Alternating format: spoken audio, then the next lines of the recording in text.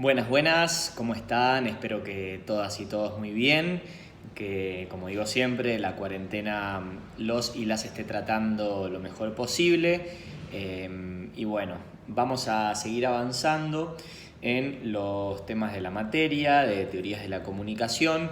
La semana pasada les estuve mandando las correcciones y el feedback sobre sus trabajos a raíz de la consigna que les planteaba investigar el surgimiento y las características de la sociedad de masas, ¿sí?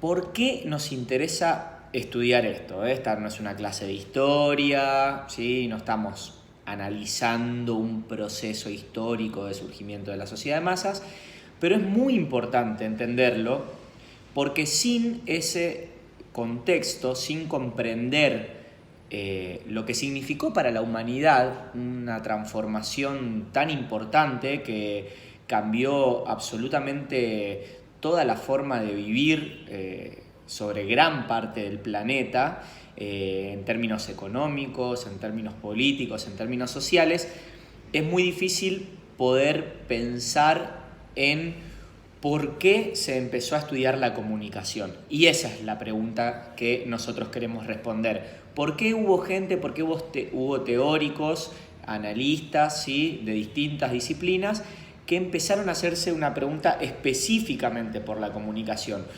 Ustedes vieron el año pasado en la materia Introducción a la Comunicación que la comunicación es un campo de estudios interdisciplinario, ¿sí?, que tiene raíces en distintas disciplinas, desde la psicología, la sociología, la filosofía. A lo largo de la historia se fue abordando el estudio de la comunicación desde otras disciplinas de estudio científico.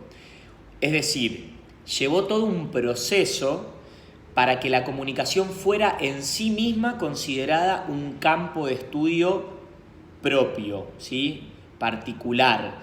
Llevó todo un tiempo y un desarrollo del pensamiento humano para que se pudiera decir, bueno, vamos a estudiar comunicación, ¿sí? No es que vamos a estudiar el pensamiento humano en la comunicación o la psiquis humana en la comunicación o la organización social y cómo influye la comunicación. No, estudiar la comunicación, ¿sí?, construirla como un objeto de estudio. Todo ese desarrollo comenzó antes, digamos, del periodo que nosotros vamos a estudiar, pero fue llegando a eso fundamentalmente a partir de el periodo entre las dos guerras mundiales, en el cual un montón de teóricos de diferentes lugares del mundo empezaron a preguntarse cómo era que los medios de comunicación podían ser efectivos a la hora de influir en la sociedad, ¿sí? Y ahí se puso el foco sobre la comunicación. Pero para llegar a ese momento hubo todo un proceso histórico previo que tiene que ver con el surgimiento de la sociedad de masas, que es lo que venimos trabajando y que con este video más un texto que les voy a subir vamos a ir cerrando, ¿sí? Bien. Entonces, primer punto importante, nos interesa la sociedad de masas porque a partir de la pregunta de cómo los grandes medios de comunicación masiva podían influir en las masas, fue que surgieron los primeros estudios y las primeras teorías específicas sobre la comunicación. Bien, ahora vamos retrocediendo en el tiempo y vamos a ver cómo es que se fue conformando ese orden social, esa forma social que llamamos sociedad de masas. En el texto que les mandé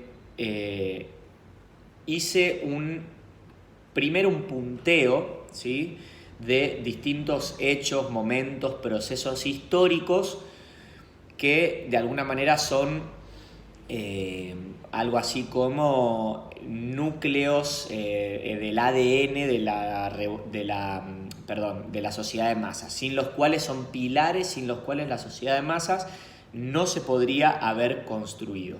Lo primero que hay que entender es que estamos hablando de una transformación en la humanidad que pasó de vivir en lo que se llamaba el antiguo régimen, ¿sí?, básicamente hablamos de sociedades feudales, ¿sí?, a sociedades premodernas y modernas, ¿sí?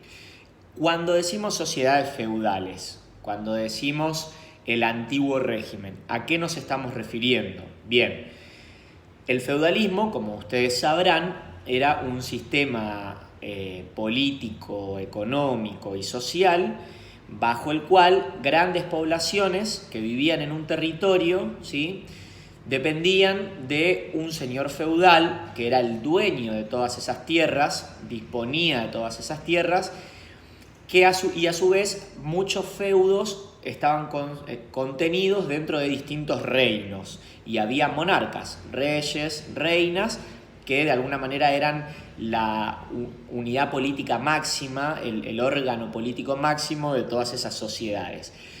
Tanto los reyes, las reinas, como los señores feudales pertenecían a la nobleza, ¿sí? La división social, el ordenamiento social en estas sociedades antiguas tenía que ver con una división de clases sociales que tenía, por un lado, a la nobleza, ¿sí?, o la aristocracia, como queramos decirle, donde estaban contenidos los señores feudales, por supuesto, toda su parentela, los reyes, las reinas, todos los miembros de la realeza, el clero, ¿sí?, las máximas autoridades de la iglesia, y por otro lado estaban los siervos, ¿sí?, las personas comunes y corrientes, lo que hoy en día diríamos ciudadanos comunes, pero que a diferencia de este momento no eran ciudadanos porque no tenían un montón de derechos que nosotros tenemos hoy por ser ciudadanos. Por ejemplo, perdón, me llamaron por teléfono y se me cortó el video. Cosas que pueden pasar en cuarentena. Les estaba diciendo entonces que los siervos no tenían un montón de derechos que hoy en día las personas comunes y corrientes, ciudadanos de a pie, sí tenemos, ¿sí? Por ejemplo, los señores feudales, como les dije, eran dueños de las tierras. Entonces la gente que trabajaba en esas tierras, que producía en esas tierras, no era dueña del lugar donde vivía, ¿sí?, ni era dueña de la producción que producía, sino que todo eso le correspondía al señor feudal, dueño de esas tierras.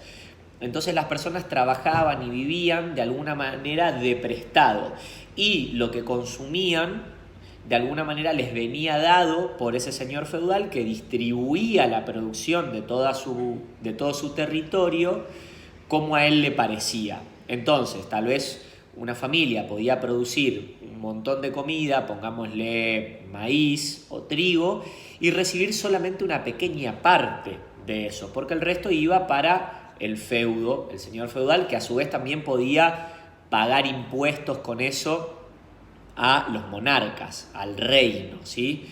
Eso desde un punto de vista económico. Desde un punto de vista social o político, por ejemplo, los señores feudales, tanto como los reyes, las reinas, tenían el poder de decidir sobre la vida y muerte de sus siervos. Es decir, si a un señor feudal se le ocurría que había una persona dentro de su feudo que no le gustaba, podía literalmente ordenar matarla y nadie podía decir nada. Es decir, las propias personas no tenían ni siquiera asegurado el derecho a la vida si el señor feudal decidía lo contrario. Hay un ejemplo que a mí siempre me gusta dar, que es bastante fuerte, pero para graficar esta situación y para entender la fundamental diferencia entre vivir en ese sistema político y social o vivir en una democracia como las modernas, que es que los señores feudales, así como los reyes, tenían el derecho adquirido de disponer de todas las mujeres que se casaran en su reino o en su feudo en la primera noche de bodas. Es decir, si una pareja se casaba en cualquier feudo o en cualquier reino, el señor feudal, que era dueño de esas tierras, tenía derecho a ir esa misma noche, llevarse la mujer a su casa, hacer lo que quisiera con ella y devolverla al día siguiente a la casa de la familia. Y eso estaba aceptado, era así funcionaba. Si alguien se oponía, el señor feudal podía decidir matarlo, literalmente. Entonces, para que nos hagamos un poco la idea de cómo vivían esas sociedades antiguas, porque también todas estas cosas explican los reclamos que fueron dando lugar a las transformaciones que vamos a analizar. Por otro lado, la conformación de las sociedades tenía que ver con pequeñas aldeas donde las personas vivían más atomizadas. Atomizadas quiere decir que no vivían en grandes aglomeraciones urbanas, sino más bien en aldeas rurales, esparcidas en el territorio. Entonces no había lo que hoy conocemos como grandes ciudades, ¿sí? Existían las ciudades, por supuesto, pero eran más pequeñas y gran parte, la mayoría de la población mundial vivía en aldeas, en pequeñas villitas distribuidas en el territorio, donde las personas y las familias producían lo necesario para vivir y para mantener el feudo, ¿sí?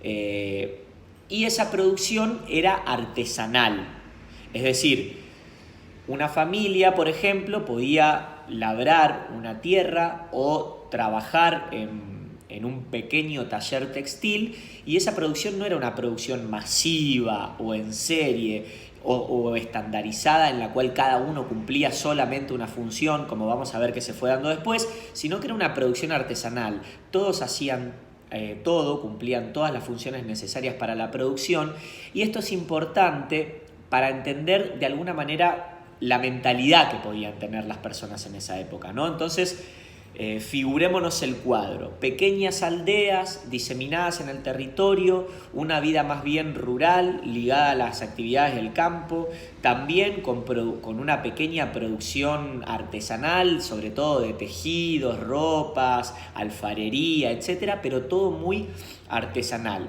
sin grandes fábricas, sin procesos estandarizados, sin líneas de producción, sin grandes producciones, ¿bien? Bueno, ¿qué pasó con todo este sistema y esta forma de ordenamiento de la humanidad? Se fueron dando distintas transformaciones que fueron alterando esa forma de vivir de los seres humanos. Voy a retomar el punteo y después voy a ir articulándolos, ¿sí? El punteo que les pasé en el texto. Por un lado, la revolución industrial, ¿sí? Como ustedes ya deben conocer, la revolución industrial fue un proceso de grandes transformaciones tecnológicas, fundamentalmente, que permitieron una explosión en el volumen de la producción, ¿sí? De repente se empezó a producir mucho más, se pudo producir mucho más porque los procesos de producción, ¿sí?, se estandarizaron. ¿Qué quiere decir esto?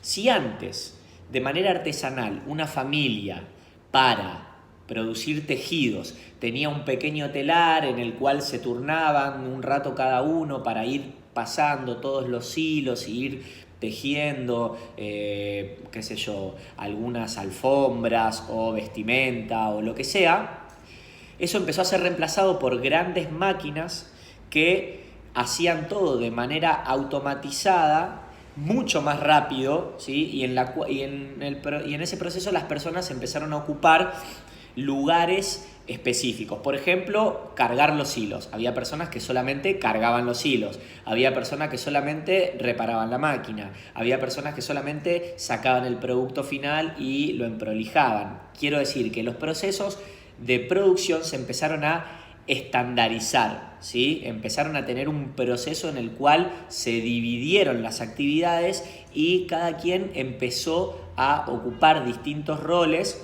cuando antes en la producción artesanal eso era mucho más, común para todas las personas. Todas las personas podían ejercer todos los roles de la producción. Entonces tenemos la revolución industrial que empieza a producir una mayor capacidad de producción, que estandariza los procesos de producción y al mismo tiempo genera un proceso de concentración urbana. ¿Por qué? Porque las fábricas no se pueden mover de un lugar a otro, claramente, ¿no? Estas grandes maquinarias, sobre todo máquinas a vapor, eran enormes máquinas y las fábricas se montaban sobre todo en las ciudades. Entonces eso empezó a hacer que y ahí salto al segundo punto, se empezara a desarrollar una urbanización muy importante de las sociedades, una migración muy importante de personas de esas pequeñas aldeas rurales hacia grandes ciudades donde estaban las fábricas y donde se empezaba a consolidar este sistema de producción industrial. Bien, así se van conformando las grandes ciudades. Por supuesto que las ciudades no estaban preparadas para recibir a tanta gente. Entonces la gente empezó a vivir cada vez más hacinada. Hacinada quiere decir en condiciones de vida insalubres, paupérrimas, mucha gente viviendo en los mismos espacios, en las mismas habitaciones, sin los servicios básicos, etc. Además de trabajando un montón, porque en ese momento las jornadas laborales eran enormes, de 18 horas, 16, 18 horas. El trabajo infantil era algo absolutamente común, trabajaba toda la familia, desde los niños chiquitos hasta los adultos. No había vacaciones, no había días de descanso como hoy los sábados y domingos. La vida se empezó para esas personas que vivían en pequeñas aldeas ligadas mayormente a la producción agropecuaria y a los ciclos de la naturaleza y del campo. De repente esa vida se empezó a convertir en una vida urbana de hacinamiento, de permanente trabajo, y la gente solamente iba a trabajar y se iba a descansar y a comer para recuperar su fuerza, para volver a ir a trabajar y así sucesivamente, ¿sí? Entonces se va dando este segundo paso, que es la urbanización de las sociedades, la concentración urbana en paralelo a la industrialización. Bien. Siguiente punto que marco en el texto, las revoluciones burguesas.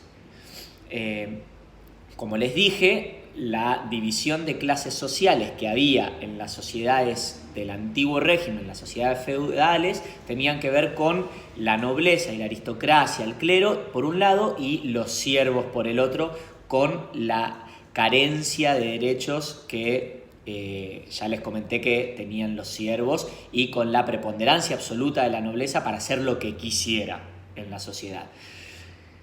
De a poco, esta transformación socioeconómica de mayor concentración en las ciudades, de mayor producción, empezó a generar un mayor volumen de comercio, ¿sí? Porque al haber más producción había más productos, entonces empezó a haber más comercio, por lo tanto empezó a haber más comerciantes, ¿sí? Mucha gente que iba del campo a las ciudades trabajaba y otras empezaban a comerciar. Toda esa clase comerciante y también de profesionales empezó a tener un lugar muy importante económicamente en la sociedad. Y empezaron a decir, che, loco, todo bien con la nobleza, la aristocracia, pero yo comercio, genero riqueza, soy profesional, yo quiero tener otros derechos, quiero tener otra posibilidad de decisión en la sociedad. Y se empezaron a gestar lo que se llama en la historia revoluciones burguesas, que como ustedes muy bien rescataron en sus trabajos, tiene su epicentro, si se quiere, en la Revolución Francesa de 1789, pero también tiene un punto muy importante en la Revolución Norteamericana de 1776, y otros cambios políticos en Europa, sobre todo, que dieron paso a lo que conocemos como estados-nación, ¿sí? Fueron el surgimiento, el nacimiento de los países, de los estados, tal cual los conocemos hoy, ¿sí? Países en los cuales las sociedades se empezaron a organizar bajo un régimen democrático, que no es la democracia que conocemos hoy en día, ¿no? Digamos que eso se fue perfeccionando y fue evolucionando con el tiempo, pero que se empezaron a regir por un principio básico, elemental y muy importante, que es la igualdad de todos los hombres y mujeres ante la ley, ¿sí? Esto de que antes había nobleza y siervos, y la nobleza podía decidir sobre la vida y la muerte de esos siervos, y indistintamente, sin tener ningún tipo de costo ni ningún tipo de cuestionamiento, ahora se transformaba en que todas las personas eran iguales ante la ley. Por supuesto que eso Ni siquiera hoy en día funciona absolutamente así, pero por lo menos fue un principio, una enunciación muy fuerte de un principio humano que fue evolucionando con el tiempo y que hoy en día es uno de los pilares de nuestras sociedades, ¿sí? Entonces, las revoluciones burguesas tienen que ver con esto, con el cambio social de las sociedades monárquicas como sistema político, las monarquías, los reinos y los feudos como sistema político, a los estados-nación, donde se empiezan a desarrollar las democracias bajo el principio de los derechos humanos y de la igualdad de todas las personas frente a la ley, ¿sí? Ahora bien, estas transformaciones económicas, revolución industrial, sociales, urbanización de las sociedades, y políticas, paso de las sociedades feudales a los estados-nación, ¿sí? Transformaciones económicas, sociales y políticas, fueron conformando un nuevo ordenamiento social que también tuvo su división en clases. Y esto es muy importante. No es que todos fuimos iguales ante la ley y ya, sino que las divisiones se mantuvieron, pero con otras características y otros nombres. Si antes las clases dominantes eran los aristócratas, la nobleza y el clero, las clases dominantes de estas nuevas sociedades se llamaron la burguesía, se llamó la burguesía, ¿sí? La burguesía se define como clase social, como la clase que es dueña de los medios de producción. ¿Qué son los medios de producción? Las fábricas, las tierras, las maquinarias, los medios de transporte, ¿sí? Todas las herramientas, toda la tecnología que nos permite producir, ¿sí? Nosotros podemos tener esas cosas o no tenerlas como personas, como individuos, quiero decir, ¿sí? Las personas y los individuos que tenían todos esos elementos eran los burgueses. Y después había una gran masa social, ¿sí? Una enorme porción de la población que no tenía nada más para ofrecer que su fuerza de trabajo. No tenía máquinas, no tenía fábricas, no tenía tierras. Muchísimos de ellos eran los migrantes del campo a la ciudad y no tenían nada más para subsistir que su tiempo, la posibilidad de vender su tiempo a los dueños de las fábricas para trabajar en esas fábricas y producir a cambio de un salario, ¿sí? De un sueldo. Ahí nace el trabajo asalariado. Los siervos en la sociedad feudal no tenían un salario, no tenían un sueldo, no trabajaban por un sueldo. Trabajaban, producían y recibían lo necesario para subsistir de parte del señor feudal. En las sociedades industriales, los proletarios, como se llama ahora a esta nueva clase social, ofrecen su tiempo de trabajo a los burgueses, se lo venden a cambio de este salario. Entonces, todas estas transformaciones empezaron a configurar un escenario radicalmente nuevo en la historia de la humanidad. Grandes ciudades con grandes aglomeraciones de personas que venían de experiencias muy distintas entre sí, ¿sí? No toda la gente que vivía en aldeas y en villas vivía de la misma forma, ni tenía las mismas lógicas para producir, ni tenía las mismas experiencias en común, ni hablaban necesariamente los mismos idiomas, ni tenían necesariamente las mismas tradiciones, ¿sí? Ahora toda esa gente se empieza a mezclar y a juntar en las ciudades. Y no solamente se mezcla y se junta, sino que sus estilos de vida empiezan a ser los mismos. ¿Por qué? Porque todos trabajaban más o menos de la misma manera, en fábricas, ¿sí? En distintos comercios, con procesos estandarizados, y ahí se empieza a dar lo que llamamos la homogeneización social. Toda esta gente que vivía desperdigada por los territorios, teniendo experiencias distintas, costumbres distintas, culturas un tanto distintas, se mezcla, se entrecruza y no solamente van combinando todo eso que cada uno traía, sino que van desarrollando una nueva experiencia común a raíz de vivir las mismas experiencias de vida y de trabajo en las ciudades. ¿Se entiende esta idea?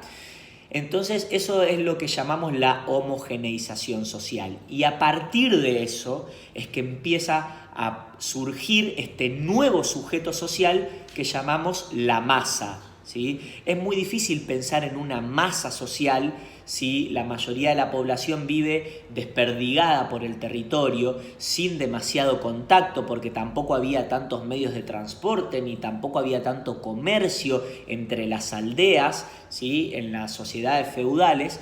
Entonces, al no haber tanto contacto, es muy difícil desarrollar experiencias comunes que nos permitan hablar de una masa social. Pero si llevamos todas esas personas que estaban desperdigadas por el territorio, ¿sí?, por los campos, etc., a meterlas en las mismas ciudades, a desarrollar día a día las mismas prácticas, trabajar más o menos de lo mismo, tener más o menos los mismos problemas, sufrir los mismos conflictos, empezamos a desarrollar experiencias comunes que nos permiten pensar en que toda esa gente constituye un sujeto social nuevo, que es la masa, ¿sí?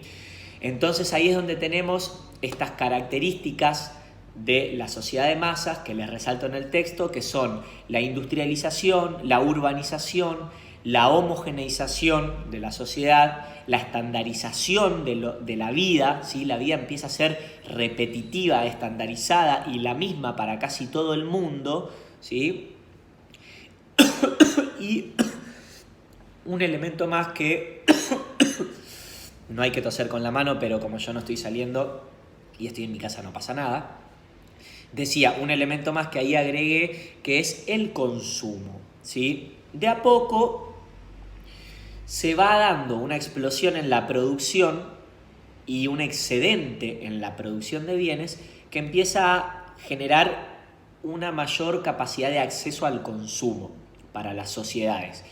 ¿Qué quiere decir esto? En las aldeas, cuando la gente vivía en las aldeas, olvídense de que las personas andaban por ahí comprándose ropa, por ejemplo, ¿no? Las personas tal vez vivían con su mismo vestido hasta que no les sirviera más y tenían uno solo y punto, digamos. La idea que nosotros tenemos hoy del consumo capitalista no existía.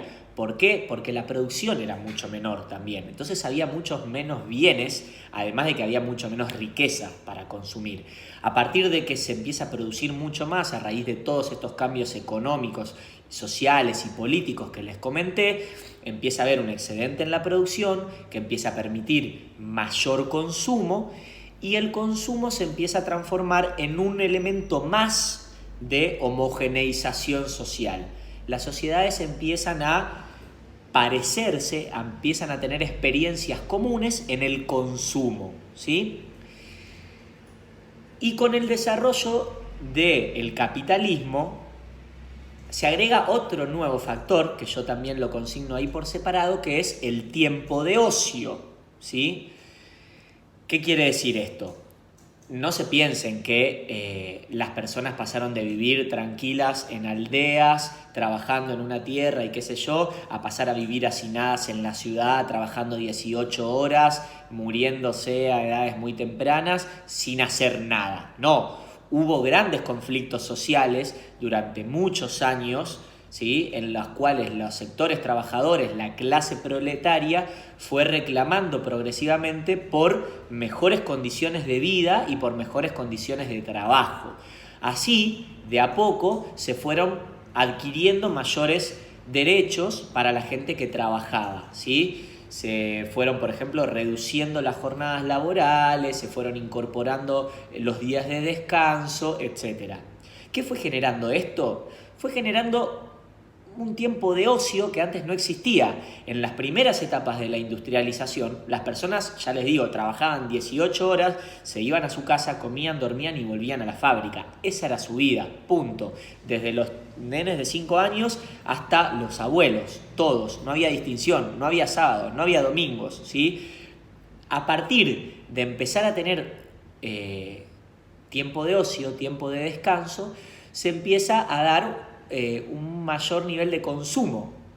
Y esto a su vez consolidó el sistema capitalista, porque sin consumo no hay capitalismo. El capitalismo produce bienes para que sean consumidos y la capacidad de consumo de las clases dominantes, de la burguesía en este caso, llegaba a un punto en el que se agotaba y la producción era tanta que había excedentes. Entonces se empezó a democratizar, si se quiere, a generar un mayor acceso al consumo de los sectores trabajadores, que encima ahora empezaban a tener mayor tiempo de ocio. Entonces en ese tiempo de ocio, ¿qué podían hacer? Podían consumir y el sistema se retroalimentaba. Bien, ahí agregamos un nuevo elemento, que son a principios del siglo XX, fíjense cómo vamos avanzando en el tiempo, el surgimiento de los grandes medios masivos de comunicación, fundamentalmente el cine y la radio. Más tarde será la televisión. Los medios gráficos también, pero como estudiamos nosotros el año pasado en Tecnologías de la Información, todavía los niveles de analfabetismo eran altísimos, entonces no mucha gente podía acceder a la lectura como un medio de consumo, de recreación. Pero con el cine y con la radio se empieza a masificar otro tipo de consumo muy importante, central para los estudios de las teorías de la comunicación, que son los consumos culturales, ¿sí? Los consumos culturales. ¿Qué quiere decir esto? Que la gente que empezó a pasar generación tras generación de vivir en pequeñas aldeas, desarrollando un mismo estilo de vida al que capaz desarrollaban sus abuelos y sus tatarabuelos, ¿sí? En la producción agropecuaria, bajo un sistema de dominación feudal, monárquico, etc., ¿sí? Empezó a pasar a vivir en ciudades, a trabajar en fábricas, industrias, de repente a tener mayor capacidad de acceso al consumo y de repente de tener capacidad de acceso a consumos culturales que le empezaron a ofrecer, ¿sí?, representaciones sociales, ideas del mundo muy parecidas. Todas esas experiencias distintas de la gente que vivía atomizada en distintos lugares del territorio, de repente no solo se mezclaban y se conjugaban en un mismo espacio y en una misma experiencia de vida, sino que además empezaban a consumir en los grandes medios de comunicación los mismos mensajes. Entonces esos mismos mensajes empezaban de a poco a instalar visiones del mundo, empezaban a instalar representaciones sobre la sociedad que se convirtieron en un elemento más que aportó a la homogeneización de esa sociedad, ¿sí?, a la construcción de ese sujeto masa. Fíjense cómo de a poco vamos pasando de la atomización social, es decir, de personas, familias, pequeños grupos sociales que vivían separados, con experiencias propias, sin mucho contacto entre sí, a la máxima expresión de la homogeneización, que es personas viviendo en un mismo espacio que eran las grandes ciudades, desarrollando más o menos las mismas prácticas y consumiendo los mismos mensajes, ¿sí? ¿Qué pasa con esto? Situémonos en el periodo entre guerras, ¿sí?, entre 1919 y, digamos, la década de los 20, ¿sí? Los grandes medios de comunicación empezaron a consolidarse y los gobiernos de esa época vieron un arma potencial muy importante, muy interesante, muy atractiva para influir en esas masas, ¿sí?, para direccionar de alguna manera las opiniones y los comportamientos de esas masas. Y ese proceso empezó a consolidarse cada vez más, teniendo su punto máximo en el periodo previo a la Segunda Guerra Mundial y durante la Segunda Guerra Mundial, donde había gobiernos que convencían a sus poblaciones de ir a un enfrentamiento a vida o muerte con la otra mitad del mundo, de generar genocidios con determinadas poblaciones, por religión, por raza o color de piel, por orientaciones sexuales, etc. Imagínense que la humanidad, grandes porciones de la humanidad, eran de alguna manera convencida de esas ideas. Y ahí es donde muchos teóricos empiezan a decir, che, pero ¿cómo es que tanta gente puede ser convencida de ideas tan radicales, tan extremas, como ir a una guerra, como que tenemos que eliminar a toda una religión o eliminar a todas las personas con un determinado color de piel, una determinada orientación sexual? ¿Cómo es que se pueden dar una homogeneización tan grande alrededor de ideas tan fuertes, ¿sí?